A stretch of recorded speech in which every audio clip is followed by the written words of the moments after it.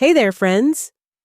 Oh boy, if you're sitting down with your coffee or tea right now, get ready because I'm about to share something that's been buried in my heart for decades. I'm an old lady now, pushing 80, but let me tell you, the pain from back then still hits me like it was yesterday. Picture this. I caught my husband betraying me in ways I never imagined, not just with another woman, but dragging our whole family into a mess that nearly tore us apart. It started innocent enough, but it turned into a nightmare that tested everything I believed in love and trust. Have you ever felt that gut-wrenching shock when someone you love shatters your world? Stick with me, and I'll spill it all. And hey, if this resonates, drop a comment below. Tell me where you're watching from. Maybe share if you've been through something similar. It'd mean the world to this old gal. Don't forget to hit that subscribe button if you want more real-life stories like this. I promise they're straight from the heart. It all goes back to the early 70s, down in a small town in rural Texas where life was simple but hard. I was just 22 when I met Jack at the local diner where I waitressed to help my folks with the bills. He was a handsome farmhand, tall with that easy smile that made my knees weak. We hit it off quick, talking about dreams of a better life, away from the dusty fields and long hours. I remember our first date, a picnic by the creek, the smell of wildflowers mixing with his cologne. He promised me the moon, said we'd build a home together, have kids, the whole American dream. I believed him because, well, I was young and in love. We got married in a little chapel, no big fuss, just family and a few friends.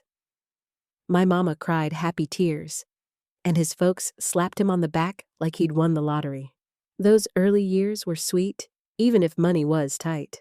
Jack worked the land on his family's ranch, and I stayed home after our first baby came along, little Sarah, with her chubby cheeks and my eyes. We'd wake up to the rooster crowing, make breakfast together, and at night, we'd sit on the porch swing, talking about adding more kids to the mix. I felt safe, you know? Like nothing could touch us. But looking back, there were signs. Small ones at first. Jack started staying out later, saying it was extra work at the ranch. I'd smell faint perfume on his shirt, but he'd laugh it off. Say it was from hugging his sister or something silly. I'd push it down, tell myself I was being paranoid. After all, we had Sarah, and soon enough, Tommy came along. 2 kids under 3, and I was exhausted, but happy in that tired mom way. Things got tougher when the ranch hit hard times. Drought dried up the crops, and Jack's family had to sell off land.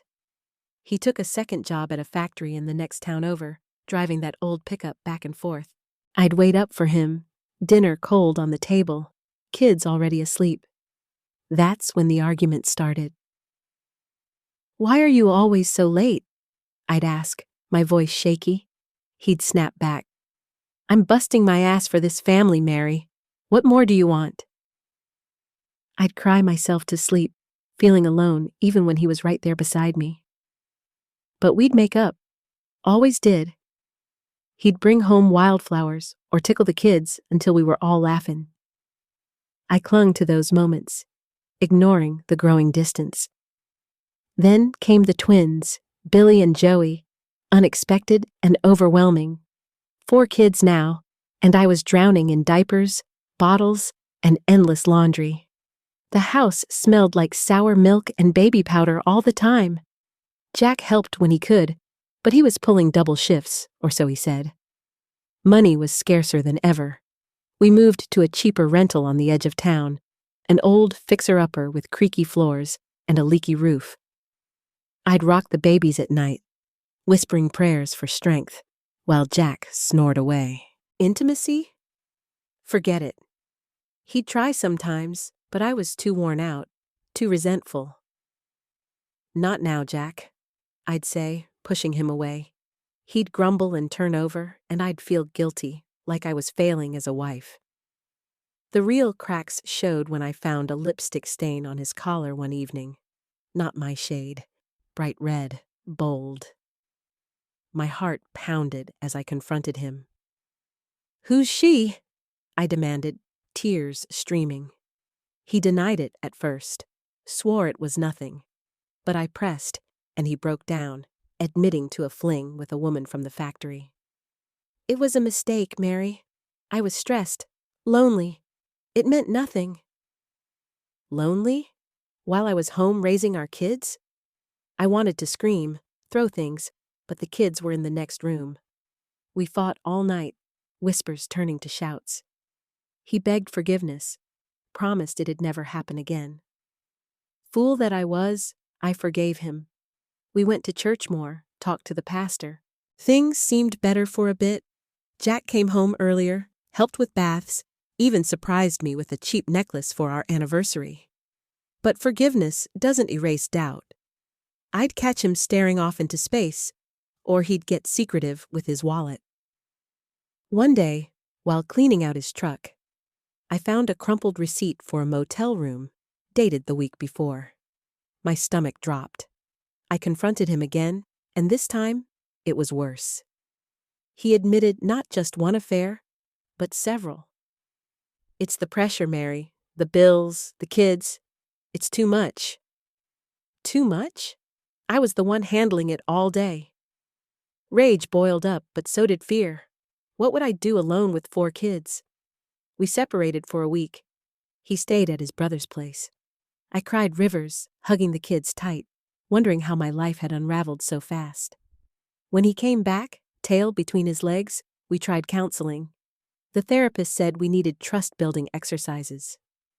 Jack seemed committed, brought home groceries without asking, played with the twins, but deep down, I felt hollow. Then, the bomb dropped. His brother Mike, my brother-in-law, the one I'd always trusted, pulled me aside one afternoon.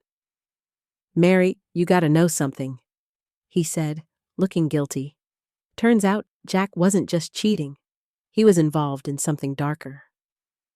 Mike had seen him at a seedy bar on the outskirts, the kind where folks whispered about underground stuff. Not drugs, but videos, adult films, the kind that got passed around in back rooms. Jack was filming them with different women, including one who looked suspiciously like our neighbor's daughter. I didn't believe it at first. "No way!" I gasped. But Mike showed me a grainy photo he'd snapped on his old camera. Jack, unmistakable, in a dimly lit room with lights and equipment. My world spun. How could he? Betraying me wasn't enough. He was risking everything. Our reputation, the kids' future. For what? Quick cash? Thrills? I felt sick, humiliated. That night, I waited for Jack to come home. The kids were asleep, and I sat in the dark kitchen, heart racing. When he walked in, I flipped on the light. "Tell me about the videos," I said, voice steady despite the storm inside. He froze, face paling. "How did you—" Then the lies crumbled. Yes, he'd been doing it for months. Started as a one-time thing for extra money when the factory cut hours. "It's not what you think, Mary. It's acting. Nothing real." Acting? With other women? I slapped him. First time I'd ever raised a hand. Tears poured as I yelled about the shame, the risk of someone recognizing him, us. What if the kids found out someday? He sobbed, said he was addicted to the rush, the escape from our boring life. Boring? Raising a family was boring to him? The fight escalated. He stormed out, and I collapsed on the floor, sobbing. How had I missed this? The late nights, the extra cash that appeared mysteriously, it all clicked. I felt like a fool, betrayed on every level. But worse was coming.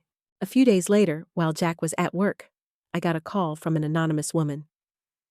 "Your husband's not who you think," she whispered. "Check his brother's garage." "Mike?" "No." I drove over, heart in my throat. The garage door was unlocked. Inside, stacks of tapes, VHS, labeled with dates and women's names. And there, in the corner, a camera set up. My knees buckled. Jack wasn't just in them. He was making them, with Mike's help. Brothers in crime. Confronting them both was hell. Mike admitted it, said Jack roped him in for the equipment. It was easy money. He shrugged, like it was no big deal. Easy? Destroying families? I screamed at them, called them monsters. Jack begged, said he'd stop, get help. But trust was shattered. I kicked him out that night, changed the locks. Alone with the kids, I broke down. Sarah, only 6, asked why Daddy was gone. He's sick, honey, I lied, hugging her tight. The loneliness hit hard, nights staring at the ceiling, wondering if I'd ever feel whole again. Word spread in our small town, whispers at the grocery store, pitying looks from neighbors. Poor Mary, what a mess. I felt exposed, raw. But I had to keep going for the kids. I got a job at the diner again, my mama helping with babysitting. Days blurred into exhaustion, but anger fueled me. One evening, as I scrubbed counters, a customer, a kind older lady, shared her story of surviving betrayal. You rebuild, dear, one step at a time. It sparked something. I filed for divorce, fought for custody. Jack contested at first, but when the tapes surfaced in court, thanks to an anonymous tip, maybe Mike's guilt, he backed down. He lost everything: job, friends, respect. The climax came when Jack showed up one last time, drunk and desperate. I love you, Mary. Let me come back. Love? After all that? I stood tall, kids peeking from behind. No, Jack, you broke us. He left, and that was it. Relief washed over me, mixed with sorrow for what could have been. But from the ashes, I rose. I met Tom a year later, a steady mechanic, widowed with no kids. He treated me like gold, adopted mine as his own. We built a new life, moved to a cozy house, had 2 more babies. The kids thrived. Sarah became a teacher, Tommy a farmer like his stepdad. Looking back, that betrayal crushed me, but it taught me strength I didn't know I had. I went from victim to survivor, finding joy in the little things, family dinners, grandchildren's laughter. If you're going through hell right now, know this. It's okay to feel the pain, but don't let it define you. Rise up, find your light. What's your story? Share in the comments. I read everyone, and if this touched you, subscribe for more. Take care, y'all.